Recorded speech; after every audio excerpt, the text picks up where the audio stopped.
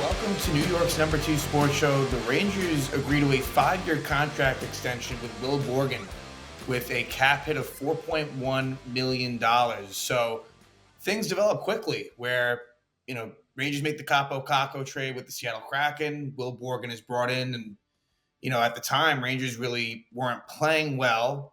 They were unlikely to make the playoffs. And it was seen at the time as, okay, let's see what Will Borgen does. And there was a chance they would flip him by the trade deadline. Clearly, that is not the case. He's done very well since he's been acquired by the Rangers. He's played in 17 games, and he's been, basically on the second pair with Keandre Miller, and has really been assigned to go up against, the top players of the opposing team. And it's gone really as well as you could ever hope it would. He's not an offensive defenseman, really never has been. He's, more of a physical defensive defenseman. And he's been playing a lot. I mean, he's been averaging 18 minutes and 35 seconds. So he's playing a pretty big role in this team. $4.1 million, you could certainly say that maybe that's a little bit heftier than you'd want it to be, but it's not egregious. He was coming off of a $2.7 million contract currently as his cap hit. And you knew that he was going to make more than that. Probably realistically somewhere in the $3.5 to $4 million range. This ends up coming in at 4.1. 5 years will take him to age 33. He just turned 28.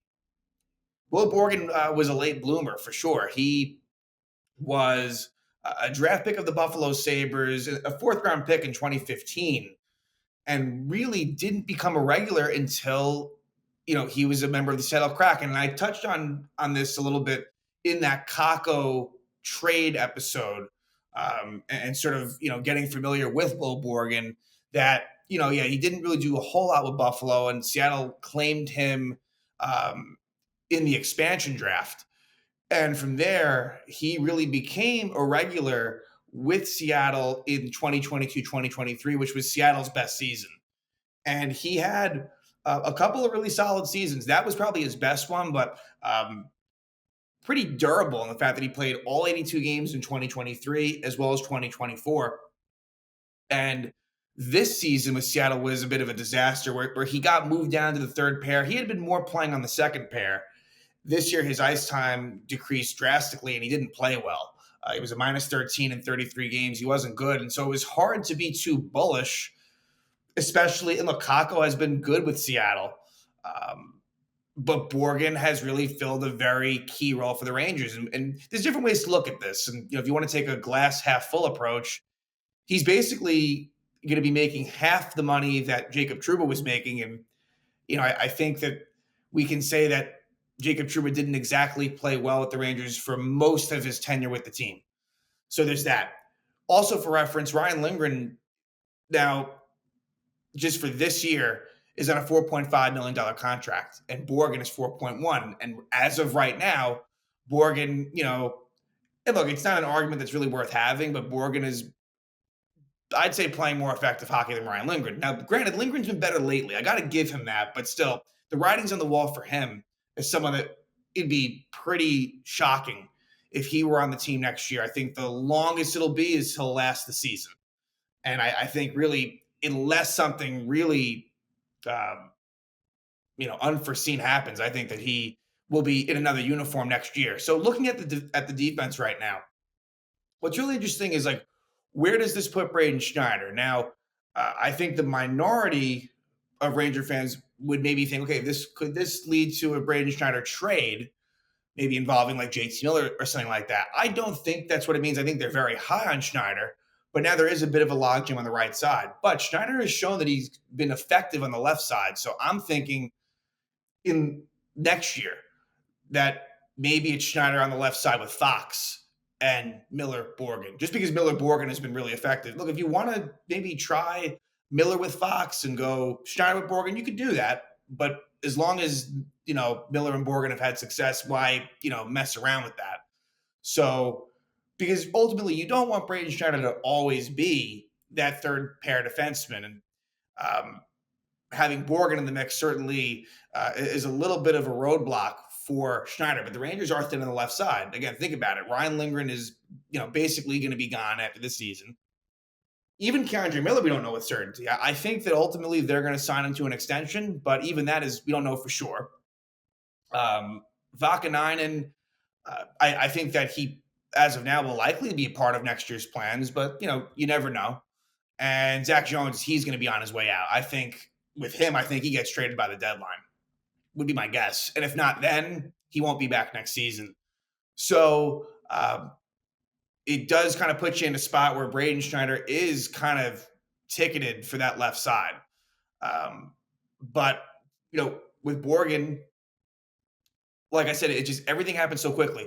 An argument can be made that they maybe could have waited till closer to the deadline to just see for sure what was going to happen with this Ranger team, right? Like if the Rangers all of a sudden things go south and playoffs are looking unlikely, then you may have some regrets as far as making this extension. And so that would have maybe been for me the one thing. I'm totally fine with giving him the extension mid-season. I just think that maybe you could have waited, but they're confident. I mean, Rangers played very well lately against good teams as well, so they feel as if they are on the rise, and I get that.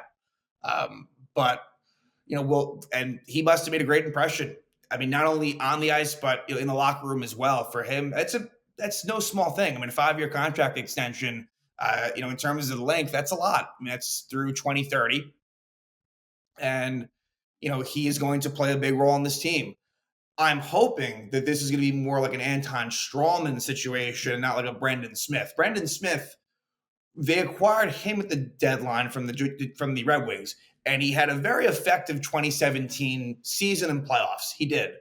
They then give him a 4-year extension, and it didn't work out. Now, but he lasted through the contract. By the end of it, he was serviceable, but really the first 2-3 years were kind of a disaster. And so that didn't really work out. Anton Strawman was one that, the Rangers kind of got under the radar, really worked out, but then he ends up signing with Tampa Bay and has a lot of good years there. And, Rangers ended up signing Dan Boyle instead of re-signing Strawman. But I'm hoping that this is more like a Strawman situation where you're kind of catching lightning in a bottle. I think that Will Borgen was someone that was actually coveted. It is tough to find a right-handed defenseman who's got some size, who's got some physicality. They don't grow on trees, despite the fact that Will Borgen, again, he's not going to provide you offense. He's been competent. I'll say that. It's not like he's, where at times like Jacob Trouba at this stage of his career, it was like the puck was like a grenade where it was just total klutziness. With Borgen, he, again, in the little bit that I've seen him, he seems fine. He can make a nice outlet pass. He does what he does what he needs to do. And, again, this is something that I wasn't necessarily expecting, but I was thinking about the fact that in looking at the Rangers' unrestricted free agents, Borgen was pretty much up at the top as one's, okay, like what's going to happen here? Again, Ryan Lindgren, the writing's been on the wall with him. And the Rangers don't have that many unrestricted free agents to begin with, but still, this was one that was going to be interesting to see. And, the thing is, once you go to the offseason, once you get to July 1st and there's no agreement made, most times they're going to sign somewhere else. So they're taking care of business quickly here. And, it'll be interesting to see where things go. If Will Borgen is going to play like this contract's going to be just fine. This is probably, if we're being fair and honest, towards the top of what Will Borgen can do. I think he's probably playing some of his best hockey. I don't know that there's necessarily room for growth, but if he can just play steady and he brings an element the Rangers don't have. The Rangers don't have a very physical defense. They just don't. There's some size there, but like Keandre Miller's got size. He's not physical at all. And even though Braden Schneider, like he's been termed as like mini true, but his style's a little bit different. Yes, he can play physical, but he's not. I don't necessarily think that with him so much. So Borgen, like there's a uniqueness to him that isn't easily found. So we're starting to get more of a picture on what the defense is looking at. It's certainly reshaping itself, which is what I was asking for. When they had Trouba, like you needed changes, and you're starting to see that. Trouba is gone. Lindgren is soon to be gone. Borgen is in, Vakanainen is in. So, they're doing what they can. They're trying to make efforts to improve the blue line, and really, there's still more work to be done, especially on that left side. But again, Will Borgen and the New York Rangers have come to an agreement on a 5-year contract extension with a cap hit of $4.1 million. We will be seeing a lot of Will Borgen in the future with the New York Rangers.